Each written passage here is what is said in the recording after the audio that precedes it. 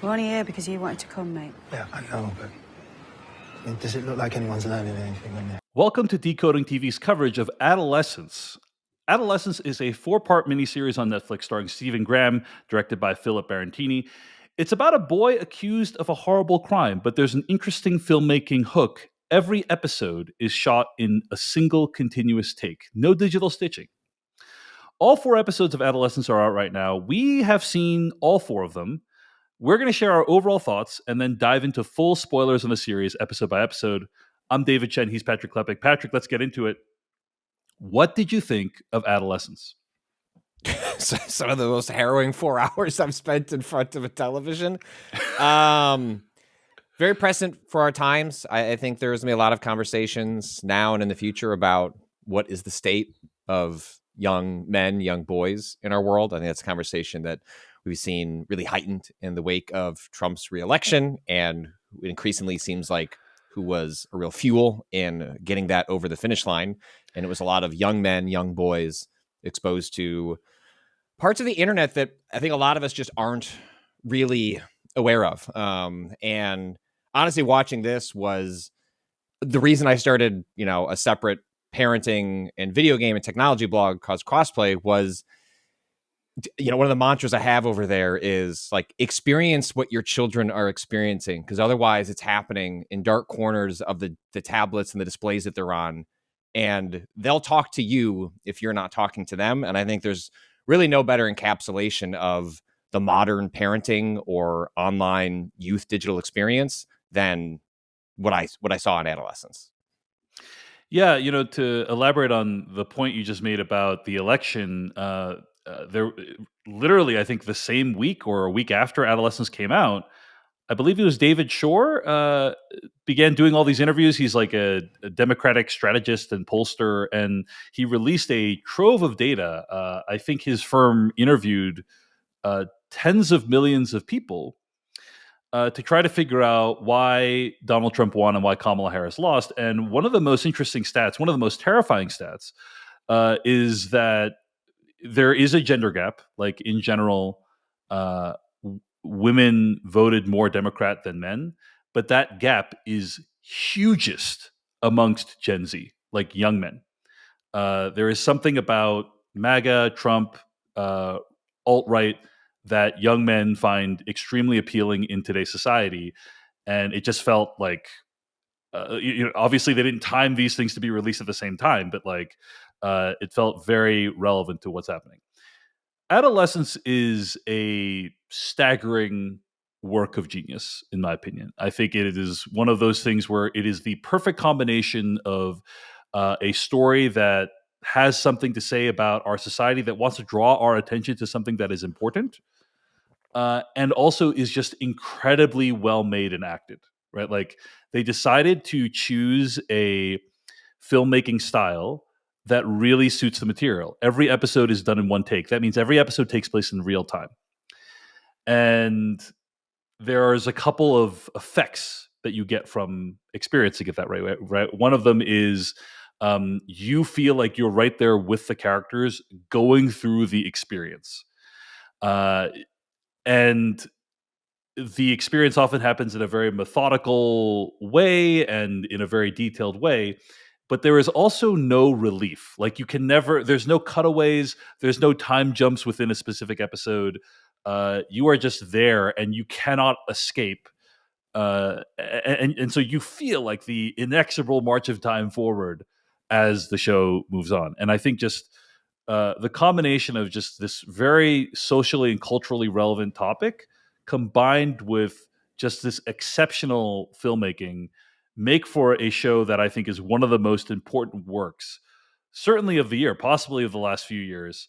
Would strongly recommend people watch Adolescence on Netflix. Is there anything else you have to say, Patrick Klepek, before we start diving into these specific episodes? How did the sort of one take, real time nature of the show work for you? I can also reveal, I think, that like there's 4 episodes and there's a time jump between every episode. So it's like every episode you're kind of in a different time and location and place. I'm curious like how the style of the show worked for you. It I don't mean a bit of a downer. At times I found it distracting, and Yeah. not because because at times it felt I could feel the orchestration to achieve the Right. like it doesn't do cuts, but it does transitions, and it achieves cuts through clever transitions that allow events to link to one another. And I think the reason I hesitate to bring it up because I don't want it to like detract from like how incredible the work is, how it like miraculous it is that so many child actors were able to like that's the thing that is like so astounding is like to get child actors already hard to like find great child actors, great child actors doing traumatic performances about deeply upsetting material, and then manage to weave that all in through like these like highly technical like one-off like one takes like masterful. And yet, like the longer I sat with the material itself, like every time I saw a headline that was like, "How did they pull this off?" I'm like, "Is that a headline that's not written about like then considering the material that is depicting?" And so that's I struggle with that a little bit. But it is like an amazing accomplishment that I'd be curious if you just sat someone down, the average Decoding TV like listener viewer, I guess I should say viewer because so many folks do watch this stuff on YouTube and other platforms now as well. Like the average person watching the Netflix that this is blowing up with, I wonder how much of like there is something really interesting about the one take if you understand it from a filmmaking perspective. But I assume the reason you deploy it is not to pat yourself on the back, is to get to elicit emotion from the viewer subconsciously. And so like for the vast majority of people who watch Adolescence, I don't think they're sitting there and going, how did they accomplish that?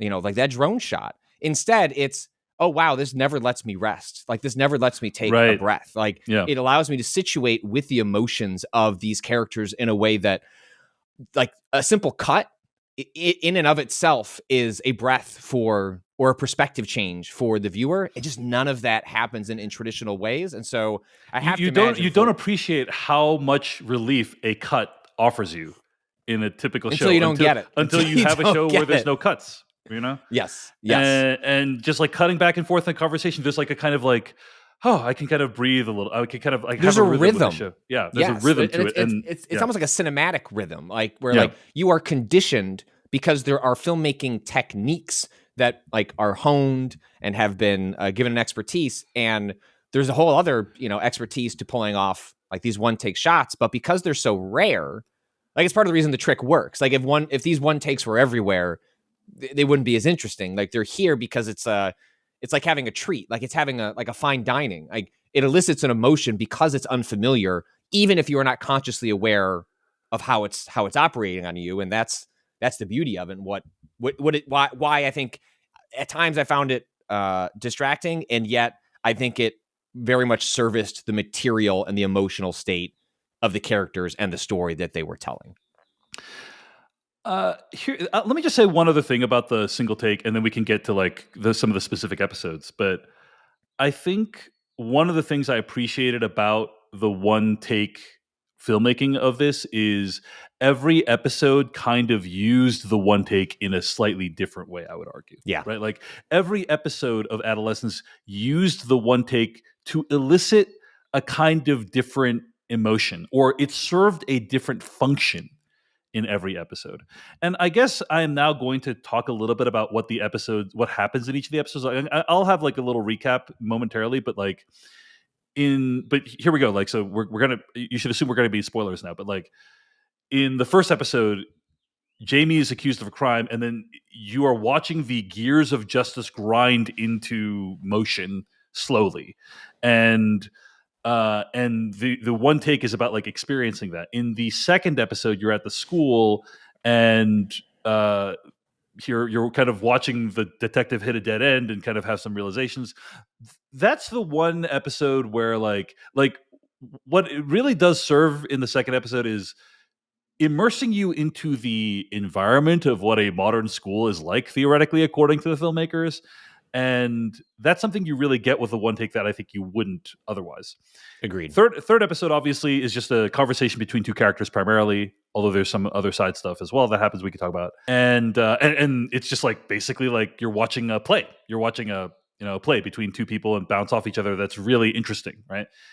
And the fourth episode shows the impact of Jamie's actions on his family, and how that unfolds over the course of like this character's birthday. And uh, I think like being able to track how the mood changes throughout that time period is really interesting and unique. So that's the only other thing. I totally get why someone might find it distracting, but I don't think it was used in the same way every time. That's all I wanted to say. You know what I'm saying? Like Yeah, it wasn't like and we're just I trying to actually, achieve one thing every time. Yeah.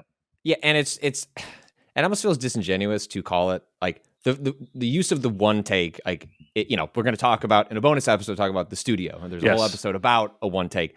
One takes are usually sequences. They are singular, like sort of one-offs to execute something in a single film. Where I kind of ended up like situating myself, and where I then found it to be less distracting was like I'm really just watching live theater. That's what Adolescence like is accomplishing with like what is the advantage of live theater? It is the tension of people performing in front of you, in which minor variations in performance and the length of that performance is part of the reason that it's fun to watch people perform something. It's why you go to a concert. It's why you go to see a performance live. It is because there is something about the heightened tension of the lack of the break, and that like the fact that the baton has to keep passing, and every moment that keeps going, like there's a little more of a heightened stake to it. And once I kind of sat with that, I ended up viewing Adolescence more as like four episodes of live theater, and in that context, I saw all the advantages of going with that format. I think it still would have been a very powerful story if it had like cuts, or even in a 1917-ish way, like fake cuts that are unknowable to the audience and happen through technical wizardry and behind the scenes. But I thought it fit really well by the end of it. Yeah, and there's this my friend and colleague Stephen Tobolowsky used to say that the audience can tell when there's blood in the work, like that people are really putting a piece of themselves in the work in a way that is risky to them. Yeah. And you can definitely tell there's blood in the work, because if anyone messes up, like not just the actors, like literally anyone working on the set messes up at any point, they got to start the whole thing over, and the take we just watched is bad. And you know that the take we're watching, no one messed up, and there's something like really compelling about that being on screen. So, or with what they like, I'm sure people did mess up, but it's part of the performance, right? It's part. It's part. Like, if I mess up, I mean there are minor variations on the performance or how someone said something. I am sure there is all sorts of improvisation, minor improvisation that happens throughout Adolescence as a result of. There's like one sequence there. I haven't looked this up. I haven't read behind, but like someone is introducing someone else and they forget like part of their name, and I was like, did they like say the line incorrectly and then improvise like an apology, and everyone just rolls with it? Because if you can roll with if you can do the improv, the scene can keep going without missing a beat. I have to imagine there are lots of tiny moments like that where is this the kind, like when you do the oneer, the idea behind it is like everything has to be exactly how it is for all the shots, the sequence to work. And yet over the course of an hour, there's just no way that you're not getting, like, acting is acting. Like, you're putting in a performance. There are going to be impulses in which you hold something longer, look at something. Like, I just, like, all that results in tiny variations on the core idea. In episode three, there's a moment when one of the characters yawns. And that was not in the script. And it was because they had done that take multiple times that day already, and the character was tired. And so, but the characters just incorporated it, and that was the final, that ended up in the final take. Yes, I've asked some straightforward questions, but I think, am I boring you? No. All right, Patrick Klepek, let's talk about what actually happened in some of these episodes of Adolescence. So in the first episode, as Adolescence begins, and by the way, what I'm about to read is a combination of the Netflix plot summary as well as Wikipedia. I kind of fuse them together. As Adolescence begins, the police, led by Detective Inspector Luke Bascom and Detective Sergeant Misha Frank, break down the door of the Millers family home. The Millers consist of a father named Eddie, a mother named Manda, a daughter named Lisa, and a 13-year-old boy named Jamie. Jamie is arrested and accused of a murder, but insists he's done nothing wrong. Patrick Klepek, I am curious, like, what was your emotional experience watching this episode is have you ever been afraid that one of your children might be accused of something like this? Like, does this activate anything in you, or were you able to kind of experience this with some kind of emotional detachment? It was a mixture of things. I had a very odd reaction. Like I had heard a bit about this show. I had heard that the first step, like in reading, like, the first episode in particular, like if you're a parent, could be like profoundly upsetting. And like, just be wary and be prepared, like for kind of the emotional roller coaster, sort of a feeling of violation that might go along with that, especially if you're a parent. And yet, my biases kicked in almost immediately, which is that I'm the parent of 2 daughters. And like, as the episode rolls on and the evidence becomes increasingly clear leading up to the revealing of a video sequence in which Jamie clocks the shit out of a young girl, like I didn't, like, my sympathies entirely disappeared. Like I imagined other people watching the final scene between Eddie and Jamie, and they're crying and they're sobbing. And I was like, there's a different version of me that is also sobbing. But like, I just saw that video. Right. Fuck that kid. You know what I mean? Like, and that is my parental bias. Showing through. And it's not that I don't have, it's impossible not to have empathy and to be scared. And like, but it was one of those things where like, oh, wow, this can happen really quickly, where it's just like the proximity of what I have in my life immediately kicks in, and how I emotionally view a lot of this. And it's you're really like, effective. this is what you're seeing on screen is the danger to you, to your family. This is what I'm thinking about. Like, I have an 8-year-old who will be 9 later this year.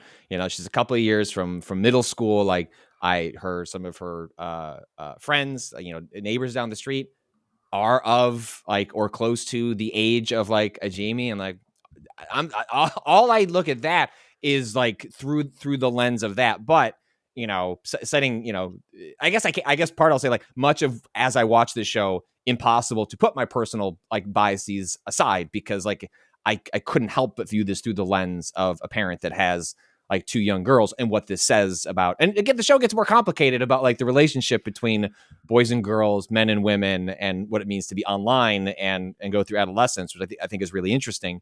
But yeah, I mean, I think the way I viewed it was like, how many times have I read, headlines of the police kicking in the doors of people, and like we view that through many of whom are innocent. Many of them are innocent. We view this through body cam footage. We view it from the perspective of the authority, from the oppressor, frequently the oppressor. We're given a very skewed perspective on what is it like to go through the suspicion of a serious crime. It is always through the lens of the police. And there's much of the lens of the police or the justice system here. But I think part of what's so brilliant about Adolescence as a project is that it situates you with, this, I don't want to say victim, like the subject, like Jamie, like the family, like in a very unique way that is different than other criminal procedurals or other things that are about what happened in a crime. This show is so much less about the true crime aspect of it. And in many ways is like a biting indictment of the popularity of true crime and what people find interesting about it. Because I think what makes Adolescence work is the people at the center of it. And anyway, so I found the first episode brilliant, but had complicated reactions because of my own parenting and family in terms of like the journey I went on with Jamie. I found myself sympathizing more with Eddie than Jamie. A couple thoughts. I have a lot of reactions to what you said. First of all, I think that there is something about the show that does subvert the true crime formula a little bit, because from the first episode, I think the viewer expects a kind of standard police procedural, right? Like after you watch the first episode, it's like, oh, I kind of have a sense of how the show will go. That is not how the show goes at all, in my opinion, and certainly not where the show ends, right? Like by the end of the show seems like pretty unconcerned with like the course of where Jamie's case is, right? In my opinion. And or guilt. And like usually in a show like this, by the end, you feel like, I mean, you can make some assumptions. Like the show, has some, but it's not about leading the viewer through like a trail of evidence to come Correct. to a conclusion. That's right. I mean, you know, I don't know if I agree with you about that. Like, I think his guilt is very clearly established, but the show actually doesn't want you to think about those things. Honestly, it wants it arrives at a similar point, which is a person admitting guilt or guilt being assigned, but in a non-traditional way. Correct. That is not like a forensic analysis of like cell phone towers. That is exactly right.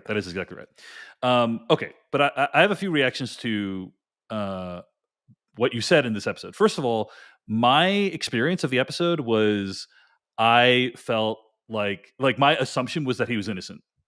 And the reason why I thought he was innocent is because he's just such a cute little boy. You know, he's just like, he seems so innocent and he's denying the whole time. There doesn't seem to be a trace of guilt in anything he's saying. I think there's a reason they like cast such a young boy, because the moment you cast a high schooler or a college kid playing someone younger, it is so much easier to imagine them as a predator. And someone that is that age, just in the aesthetics of a young kid, we think they're a blank slate. You have not been tainted by, like, you couldn't have done anything wrong just yet. And I think that is that's powerful to elicit that. I think because it wants that reaction from you. Like, I think it wants you to think, like, that's the thing. There's no way. They have said that the purpose of the first episode and the way it's structured is so that you experience what Eddie experiences. Like, your experience mirrors his father's experience, right? Which is, this kid's innocent. The police are, and by the way, that could have been an interesting show too, of like this kid who's accused of a crime he didn't commit. Which is like, I thought that might be what the show was about. I did not know. So anyway, I really appreciated how it kind of shows the procedural workings of a police station. Like, everyone there is like pretty competent, not like super competent, but like, you know, everyone's doing their job. And for the Miller family, this will be the most significant day of their entire lives. Like, their lives will be bifurcated into before this day happens and after this day happens. For like everyone who's working at the police station, it's like, this is another day at work. It's another day at the office. And one of the great tensions of the episode is seeing the difference between how those characters are approaching. Like, you got the guy who's like getting all this information from Jamie and, like, you know, soliciting all this information, and he's like, you're doing great, you're almost there, you know. And then for them, they're like, I have no idea what's going on, this is all unfamiliar to me, and it's super traumatizing. But yeah, I have to say, watching the episode as it approached the end, I was thinking to myself, these guys either have like extremely damning material on this kid, or they are really blowing this out of proportion, you know, because he seems like an innocent kid. The dad asks him, hey, did you do anything? Did you do the thing? And then he says, no, I didn't. And it's like, and I believed him in that moment. I'm like, so did I. So this is about a kid who's wrongfully accused. Okay, that's what the show is. That was my reaction. Or it's more complicated. Like sure, something terrible happened, but it's not. It's not what it seems. It's not what it seems, Dad. Yeah. And then they do the interview, and the lawyer says, hey, I'd really insist that we like take a break. And the dad's like, no, come on, let's he didn't do anything, so like let's watch the tape. And as soon as he does that, like, I know, it's like something horrible is about to happen. Yeah. If the show is a little more melodramatic, like really ominous violin strings would have like kicked in to let you know, like there was some there's score a little there. bit, but it's a pretty subdued show. Subtle. Like, it's but it's like a different, like, Law and Order would have been like, you fucked up, like.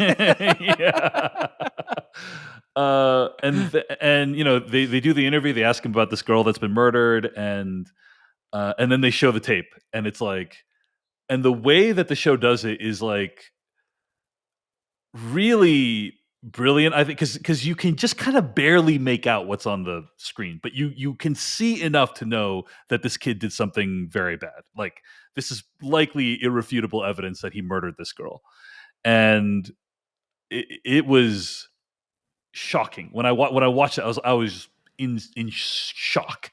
I was stunned. And then I was also like, oh man, this kid is super screwed. Like he is in bad trouble right now. So there's a wonderful moment. Stephen Graham's performance throughout is excellent, but there's this wonderful moment when like Stephen Graham is like crying, and then his kid reaches over to comfort him, and then he like recoils, because he's like, I don't even know who this child is. Like, I don't even know what this is that I've created. Anyway, any other thoughts on episode 1, Patrick Klepek? Where I left episode 1, because I didn't know where the arc of the show was from here, and I think part of what's brilliant about Adolescence is it subverts your expectations on the format and the arc that you're about to go on, because just set aside the rise of true crime, like police procedurals, like crime of the week, like we're very used to the format, and often, like if you think of this as an elongated setup for the crime, like what's going to happen next? Like, well, we're going to learn about the victim, and like spend time with their family, and like we're going to balance between the different sides of like what's going on here, and that's where I emotionally was sort of left like, okay, time to learn about this girl and like what led up to it. And certainly like elements of that are present throughout Adolescence, but in a very non-traditional way. Yeah. And it was just interesting. I sat with that before I clicked on episode 2. Like, where do I think the show is going to go? And to its great credit, it does not go anywhere near like where I expected it to go. From there. I think the show doesn't want you to be wondering, like, did he commit the crime or not? Like, it's not interested in that as a storytelling device. It's like, we're going to remove the doubt right now. He murdered the girl. It's about exploring why he did it and the impact of it. That's kind of what the show, it stakes its claim right from episode 1. Well, because the why in like a lot of crime stuff, if you think of like the popularity of Law and Order, it's often a plot twist. Mm-hmm. It's something that occurs at the end to explain like what happened, and everything leading up to that is the investigation to like prove the guilt and the why of it all. Well, because it's because it's hard. Like why does someone do something heinous and like seemingly grotesque? And like this show sits with like, cool, like we may not see him pull the knife. It's blurry tape seen from a distance, but like we can make our assumptions, or at least like really heavily weight how we're supposed to feel about Jamie and the actions of that night. And then from there, it's, can we unpack? It's not a clean why, but like, how do we arrive at that nighttime scene with those two people? How does something like that happen? And like, that's what I love about the show, is that that's what it spends the next 3 hours thinking about. Episode 2 occurs 3 days after the murder. And in episode 2, the police look for answers and the weapon at Jamie's school. They can't get any leads from his friends until D.I. Baskin's son, Adam, offers to help. So I would say my biggest takeaways from this episode were twofold. Number one, modern schools are chaotic, and it's a miracle that any learning happens at all. Correct. Don't know how accurate that is, but it's not. Is it every school? No. Is it inaccurate? No. Is what I would say. I think the degree of chaos here is ramped up, but does it portray many of the complexities of the modern school system, especially for post K through 5, K through 6? Like grade school, pretty orderly, pretty structured. The kids aren't really talking back to you in through the 5th grade. Once hormones kick in, once like the path to adulthood kicks in middle school and high school, I've walked through some of those schools like since I've been a parent, and it's, again, your mileage may vary, but it's not an unfair portrayal of the struggles of both being a kid and trying to survive the chaotic situations like that, and what it's like as educators to try and accomplish anything amidst these massive, if anything, what it depicts is like there are massive social and cultural changes happening, but the educational system has not caught up to match and like keep pace with those things to try and meet children where they are. And instead it's just people kind of screeching at each other from from different angles. There is a lot of teachers screaming at students, but my sympathies are often with the teachers, because it's like they're just trying to, get some kind of learning done during the day. Look, growing up these days as a young person is challenging and much different than I did, but also they're dipshits. So I can hold both thoughts 100%, in my head 100%, at once. 100%. The other thing is, of course, that there is this big reveal. This whole time, the two detectives have been assuming that Jamie is friends with the person that he murdered, but his D.I. Bascom's son, Adam, says, "Hey, I need to talk to you, D.I. Bascom," and says, I couldn't stand you bumbling about. It's really embarrassing. It's not going well because you're not getting it. What am I not getting? You're not reading what they're doing. Essentially, you don't understand what language these children are using. That she's actually insulting him. She's not bigging him up when she's commenting on his Instagram page.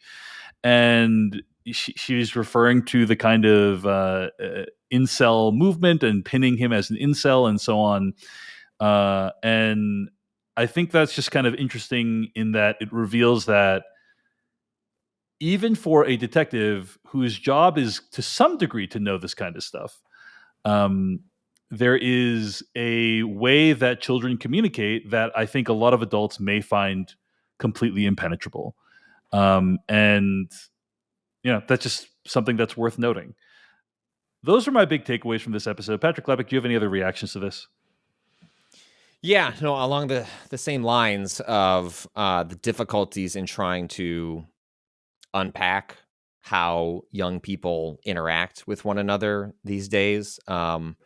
It's in some ways, it's never been more visible, right? Like when I was growing up, like the sort of like, you get on your bike, like you go off, like you can't be tracked, be home by the time it's dark. Like, sort of like there's a little bit of, as a parent, for my parents, it was like, well, I don't know what happened unless like the police show up or hear about something, like sort of like you're just gone and then you come back. There's no paper trail. Here, like children are constantly leaving paper trails, like digital paper trails of like what they're up to, what they're thinking. And it's in plain sight. And I think the fact that it's in plain sight leads like this detective to think like, well, my first reading of this must be what it is. And actually it's like anything else. Like here kids speak in emojis, but like kids have always spoken in their own hidden languages and shorthand. Like these days it just happens in different formats. And I think that's been being able to recognize that is like one of the great challenges for society right now, for it to be a parent right now, because there's no easy path to understanding. Some of it's like literal translation, right? Like with the son, like this emoji means that, this emoji means that. Right. But then what is like the tenor or sarcasm? Like how is emotion imbued in these interactions? And what does it speak to the broader like culture that happens on, at a school or on a playground? Like that stuff should scare the crap out of you. Like if you're a parent or not, because it's so complicated. And I think there's so few ways to truly understand what's happening there. And it's scary. And I think that's like a huge part of what this episode like starts to grapple with, is just our raw inability to actually understand what's happening. We can see the outcome. The outcome is like a young girl is dead. But like, what are the ones and zeros that get us there? Right? Like it's sure, like Jamie holds a knife and kills this girl, right? Like those are like basic facts we can assume, like work backwards from the framework of how a true crime would break it down. But like, okay, everything before that is really fuzzy, and that gray area that the show lives in for the coming episodes is where some of the best work comes. It's interesting, you and me were children of the 80s, and there is often this nostalgic reminiscing about how, back then, kids would go out on bikes and then the parents would be like, okay, see you at 10:30 p.m., goodbye. Like they're not tracking anyone. They don't know where anyone is. Today it's the opposite, in the sense that like people have devices on them that can track them at any time. They have air tags, they have Find My on, whatever. But there is this sort of, the unknown world is not like where you're riding with your bike. It's what you're doing on Snapchat and Instagram. Like that is an arena that is often invisible to parents. That is the thing that parents get wrong. So like David, like that is like such an important observation, because I think like I personally try to fight tracking my kids. Like if like when they were first starting to go across the street and go to the neighbor's house, I would physically like remove, like I'm going to walk into the kitchen. I don't have to watch them cross the street. They know how to do it. I'm going to break that habit. I need to be able to trust my kids that like dangerous things can happen, but I trust they're going to cross the street and go 3 houses down. But the solution to that even I have air tags and things like that. And I've, it can feel useful. Like, hey, how far is my wife from like dropping the kids off so that we can like go to dinner? Like, oh, it's nice that I can sort of see, oh, I've got 12 minutes to get ready. But the real danger is not like, did they get somewhere and like, where are they at? Because like people have lived long lives, generations, like kids have gotten by being out of sight with their parents. This is what the show gets into. We'll get there as we continue to talk through the episodes. I think like the most powerful moment that happens in this show is in the 4th episode where they gesture at like what he was doing in his room. He was right there. Like you didn't have to track him. Right. He's in the room next to you. Yeah. What he's doing there with the person he is there, that's what you need to like find a way to have a conversation with your child, because that's what actually matters, not like whether they where he is geographically. Did he cross a busy street that he's not supposed to? Like the thing that is going to be most troubling or complicated for kids in the next 20 years is what happens behind that screen. Yeah. Let's move on to episode 3. 7 months after the murder, Jamie meets with a psychologist, Briony, played by Aaron Doherty. He's reluctant to speak at first, but eventually he opens up about his complex feelings towards Katie. We've already talked a little bit about Jamie, played by Owen Cooper. Apparently, the casting director saw over 500 boys for this role, and there was something about Owen's performance that really caught them, and this is their first performance in anything. I do think it's an extraordinary performance. This episode takes place basically all completely in one location, and you get a window into what this child's thinking is, and finally some details about their motivation for committing this heinous crime. When I think about this episode, there's a couple things that come to mind. First of all, I've seen some people talk about how Aaron Doherty's character, Briony, is kind of disrespected by all the men in the episode. And I think that's worth pointing out. Not just Jamie, but also the guy who's the creepy kind security of guard. The creepy security guard who he's reading a book about body language, and he's an expert in body language, but he can't seem to identify the body language as he's incredibly uncomfortable with everything that's going on. So that's kind of interesting, and I think one of the theses of the show, I think, is about how women are disrespected by men in various ways. The other thing is just kind of the performance by Jamie, I feel, is just so complex and layered, right? Like there's multiple things going on with this character. He's angry, he's insecure, he's full of rage, he's impatient, he also kind of just wants to be liked. And all those things are going on at once, and at various points they kind of explode onto screen. And I just think it's just a great acting showpiece between these two actors. Patrick Klepek, anything you took away from this? Well, one, yeah, I like I kept thinking of that shot where she's coming back into the room and the security, it's there's a lot of like quote simple shots in this episode, because really just like you're watching these two people interact on at a table, and the camera kind of circles around. But like she goes in to get something with the security guard, and like he's just like leering behind her, and like the frame of the shot is like her taking a beat before she goes in. She's not even consciously, or maybe she's consciously where like the guy's being creeping behind me, but like the way it frames it is just like so unsettling, that really lingered with me afterwards. And And because I'm with you, I think part of what this episode is trying to accomplish, other than unpacking Jamie, his psychology, how he feels about the world, like it is the sense that like what many women feel, which is like this sense of predatory behavior that surrounds them at all times, like even in the face of a like seemingly like innocent, how could you possibly how could someone possibly look like this and do something so heinous? Like it's all around them constantly. And yet her job is to try and her job is to, as the woman, is to ask like, well, why did you do it? You know what I mean? Like, and to be on guard herself. And there's a lot of that in this episode that works as sort of a second layer to the exchanges between her and Jamie. And I found like this to be really fascinating because I think it gets at the heart of, again, that conversation, I referenced from episode 4 between the husband and wife, like the parents of Jamie, over like, how could we not see it? What more could we have done?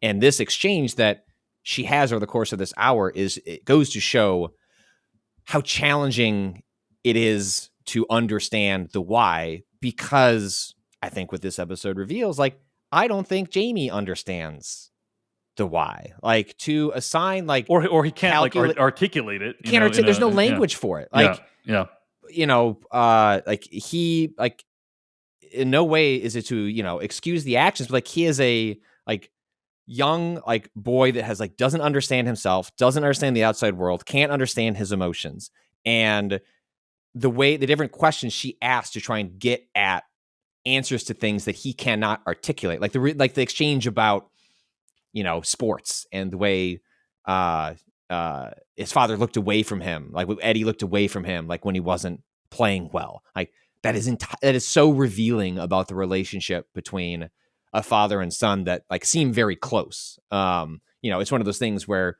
the physicality of Stephen Graham, like Eddie Miller, like is so interesting in this show because he's like this big bulky guy. He's kind of like a man's man type. A man's man. He's a plumber. Dude. He's a contractor. Like goes to the bar with the boys, and yet is like deeply in touch with his emotions. Like cries. Like is very like cares very openly for his children, and yet that exchange where he's embarrassed about his son says a lot.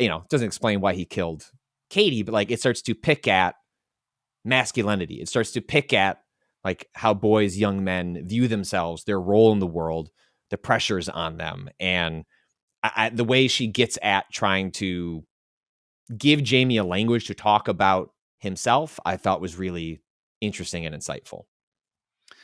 Yeah, and we should point out, like, this is probably the clearest articulation in this episode of the motive for the crime that we get, right? So the idea is that the girl that was murdered, she was cyberbullied in like fairly horrifying fashion, as far as we can tell. She sent a photo of herself half naked to somebody who then shared it with the whole school, which is like just like horrifying, like just an awful thing to have happen. It's even worse these days. Don't like if you don't want to be like scarred about the state of like young people these days, don't look this up.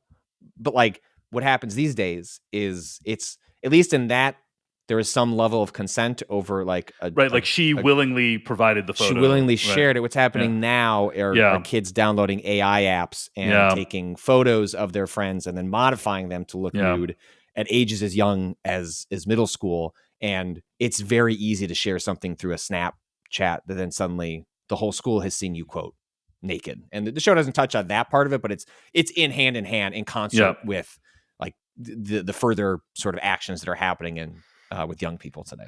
So the idea is that she was relentlessly bullied about this. Her name is Katie. And then Jamie asked her out because he's like, hey, I'm bullied. You're also bullied. Like maybe we could be together. And she rejects him. And he is not happy about that. And then she kind of then starts attacking him to a certain degree. And that kind of like, leaving Instagram comments that are that peg him as an incel and so forth, and that trauma begets trauma. I mean, like that's easy to understand. Yeah.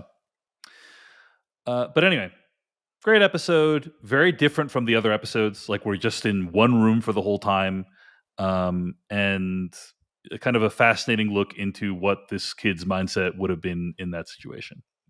Any other One thought? last just Go ahead. one last compliment to the episode is just that sequence where Jamie blows up, and then like she's sort of done with the interview, and then he leaves, and she finally allows, like, she spends the entire episode bottling up her emotions and her reactions, and then like has like a small release that is just like, it's cathartic for the audience too, right? Like it's actually one of the, like it in the way that like you mentioned, like a cut can be a form of catharsis. Like this actor's reaction at the end of this is a form of catharsis for this tension that's been building over the course of the episode. And the other thing I would point out is, which is goes against how most of these shows are built. We can make presumptions about what her findings were, but there's always a sequence in one of these where it's like, and what the psychologist found was that your young Jamie is very troubled because of X, Y, and like they sort of lay it all out. And it doesn't do that. Like, it's all there. Like we can make our own assumptions, but the show is smart enough to leave that in the perception of the viewer as opposed to laying it all out. It wants a emotional truth rather than a clinical truth. Right? Correct. It wants you to achieve the emotional truth rather than the clinical truth. Because there could have been, the detective could have walked in, or whatever, whoever she's working on behalf of could have walked in at the end, and she could have presented her findings right there. But like they don't do that. They just want you to sit with the emotion. Speaking of that scene, Patrick Klepek, like the moments leading up to it, when yes, this child has been red-pilled. Yes, this child has committed a horrifying crime. Yes, this child seems to feel no remorse. He's basically a monster. And also, at the end of the day, he's just a kid that wants to be liked. Do you like me? That's kind of what those two truths, those two uncomfortable truths, I think are the things that the show wants us to sit with, right? Because he's kind of like asking her, "Hey, do you like me? I just want to know if you like me." And I think that it's chilling. And the deeper questions the show is sitting with is our reaction to this, like as a viewer, is like, of course, like justice for Katie, like throw this kid away, like put him in jail. And it's like, okay, yes, justice for Katie, like this child should be punished, and or some sort of way to rehabilitate, like whatever. Yeah, those things should happen. But also, like, how did we get here? And is this indicative of a pattern in society in which this is, in this show, it's the worst of it. It's like a person lost their life, but there are all sorts of other things happening along the way, that where all sorts of other horrible things are happening to people as a result of this culture and how children are treating each other and how they're growing up.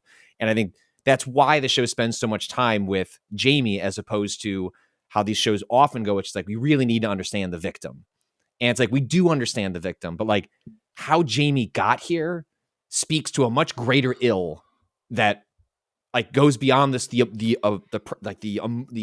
gut level response of like, this kid is a monster. It's like, yes, like this kid did a monstrous act, but why? And like, are there things that we should change so another kid doesn't do it? And it's not like more surveillance, like, or like a worse punishment, life in prison. Like that doesn't stop the next Jamie from.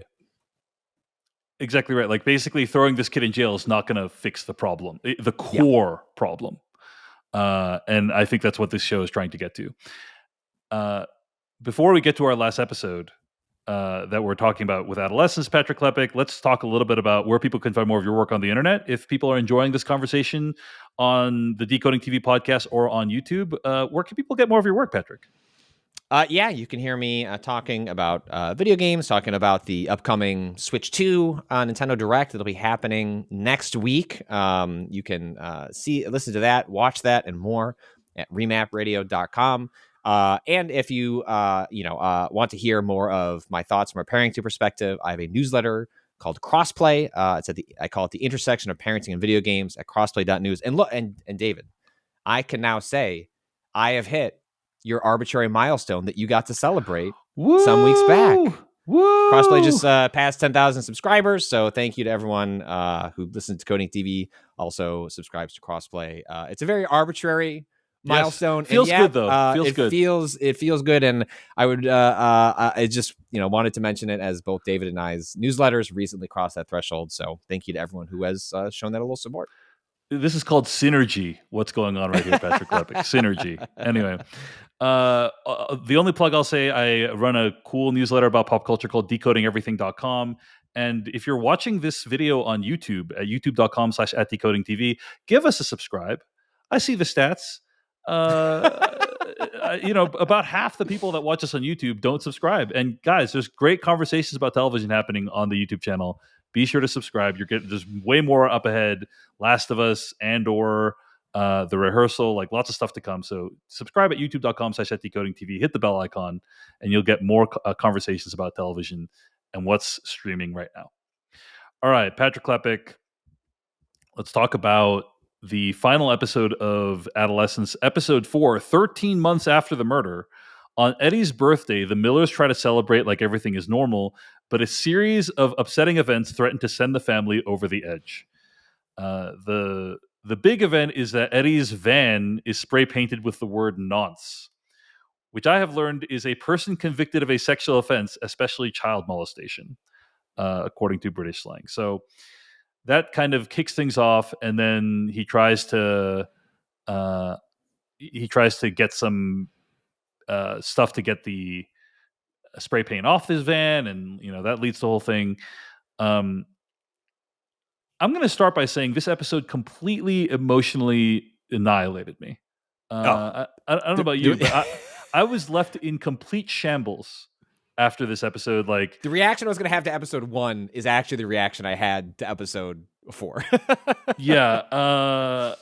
Like literally after I watched this episode, I was like, I can't, I was supposed to watch something else with my wife that night. And we started watching it. And I was like, I can't do it. I'm still trying to go for a long walk and contemplate the universe. Or actually in actuality, contemplate nothing. I just need to like head empty and just give me an hour to do something. I'm going to go I'm going to go to Japan and Assassin's Creed Shadows and just like do anything, something as tonally away from this as possible. I think a couple of things I want to highlight about episode 4 of Adolescence. One is I think it does a great job of capturing when there is this underlying trauma / horrifying event happening in your life.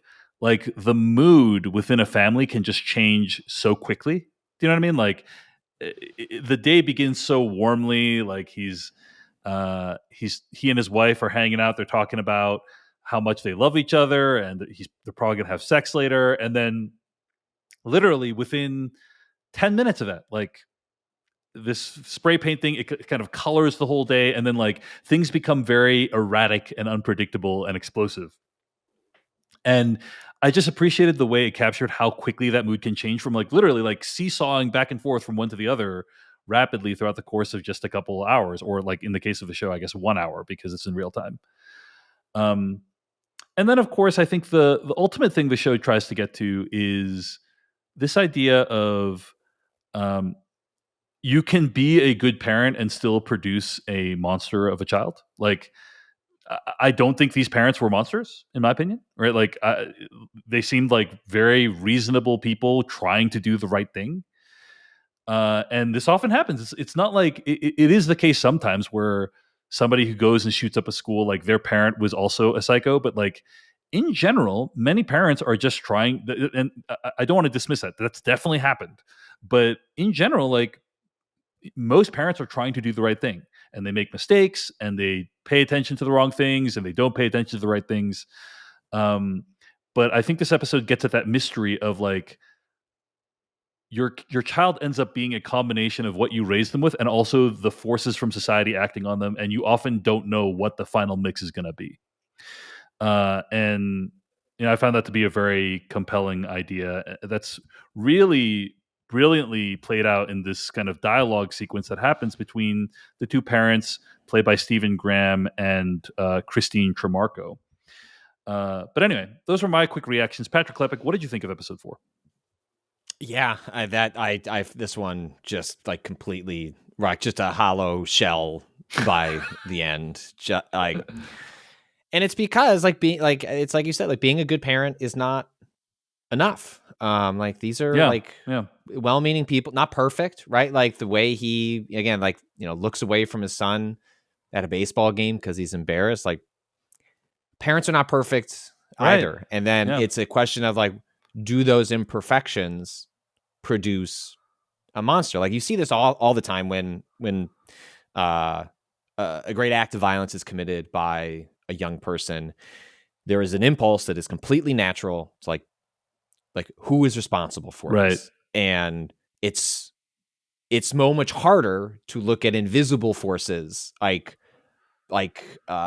society, of culture, of social networks, of identity in the internet age.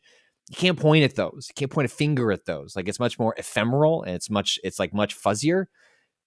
But you can look at the parents, you can look at the family and say like, why didn't you do more? And I will say like this show leaves in the ambiguity. Like, yes, they were loving, caring parents, but they also made the assumption that when their child shuts their door and goes on a screen, that what happens there is okay. It's the like they're fine on their own. And I think increasingly what Adolescence explores, like what is reflective in the work that I have done, is like that is are a lot of kids going to be okay or okay-ish? Like probably, but if you are just making the assumption that their digital life isn't an extension, like if your parenting doesn't extend into what they're doing and experiencing on those screens, I understand why that's difficult to understand. It can be challenging to penetrate. Maybe your child doesn't want to talk to you about it. And then there become questions of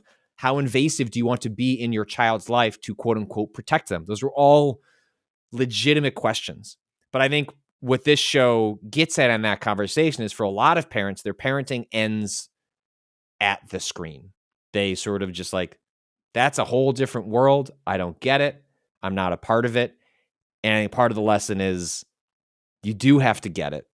You do have to be part of it because it is a hugely influential part of what's happening with your children. And you're then leading corporations, algorithms, the active bullying of other people in their classroom to do that work for you. And I don't think any parent would sign on to that. But I think Adolescence like leaves you in that place where you're sympathetic to deeply sympathetic to like the choice they made, which is like, we're doing the things you're supposed to be doing as a good parent, but we live in a new kind of society, a new kind of culture in which all those old lessons don't necessarily apply or don't apply in the same way. And so I found it to be extraordinarily powerful because I think a lot of other parents are in the same situation where they don't know how to handle that part of their kids' lives as they get older and what lines to respect and what what mistakes they should make on their own. Part of growing up is making mistakes, like fucking up. But the mistakes here, the fuck ups here are catastrophic and life-changing and obviously devastating to Katie herself. And so this episode like made it all come together for me. Yeah. And it was probably the episode in which the one-shot nature of it worked most effectively to heighten the first episode and the fourth episode, I think, did the most, the techniques employed, the filmmaking techniques, like never leaving Eddie's side and going through his emotional ups and downs, capturing that all at once. Heightens that in such a way that a single cut would have taken a little bit of that away. How about you? Yeah, I think family interactions can be weird and erratic. We've been in a family and like sometimes you're screaming at each other and then 30 seconds later you're having a nice conversation at dinner and you can only capture that with something like a single continuous take as an episode, right? And I appreciated that it really he's feeling kind and charitable, he's angry, he's feeling he's made some tragic mistakes, you get the whole you really experience his whole set of emotions right into the end, which is just like he's just weeping uncontrollably in his son's bedroom. You see, like, they haven't changed his son's bedroom, and with the stuffed animal there, and he's kind of like treating his stuffed animal like his son, and yeah, it's just absolutely heartbreaking. We do get some closure on Jamie's case. Jamie calls him on his birthday to say like he's going to plead guilty. Dad, I'm gonna change my play. And I have to say it's like an incredible way to resolve this storyline because, it's basically resolved off screen. Do you know what I'm saying? Like, there's typically in a show like this, you'd be like, oh, like, and we're going to trial and we're seeing the testimony. Right. And it's like, nope, we're not doing it. He's literally just like, yeah, I decided I'm going to plead guilty. And it's like, and through that conversation, which is very mundane as conversations go, you understand that Jamie has started to accept responsibility for his horrible actions, and that is kind of the closure that you can be given. The episode also kind of gives you a lot of sympathy for like families of people who were involved in these crimes. Like their lives are ruined too, even though they ostensibly didn't do anything. And there's no solutions. Like they talk about moving, but they're like, it's going to be good for a while, but then it will be bad again. And I think that's probably accurate. And so like, I appreciated getting this kind of different perspective of what happens when a horrible crime like this has occurred. Going back to your comments, Patrick, I think that this show is not an indictment of.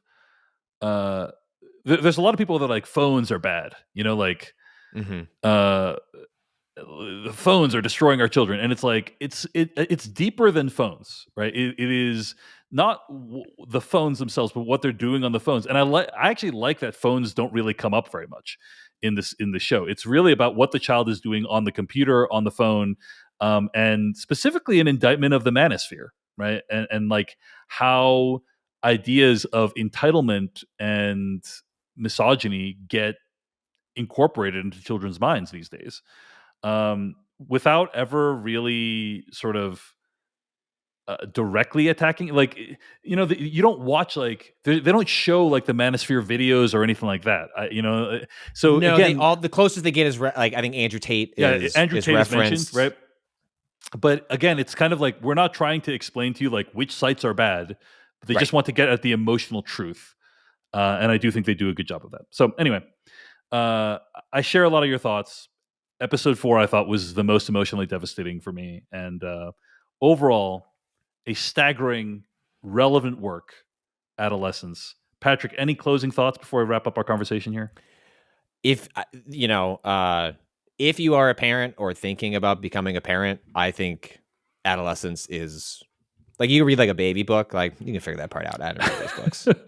You'll be fine. You figure out how to change a diaper. Netflix's Adolescence is the what to expect when you're expecting of the modern era, basically. There's a like, well, it's funny because everyone's always joked. I think you joked to me like, should you watch Euphoria? Like, it's just going to scare you about like what your children are going to do when they're older. And Euphoria, sure, maybe it has some insight and stuff to say about like what it is to be a young person, but it doesn't. Sure, like, but it's it's like purposely exaggerated, like but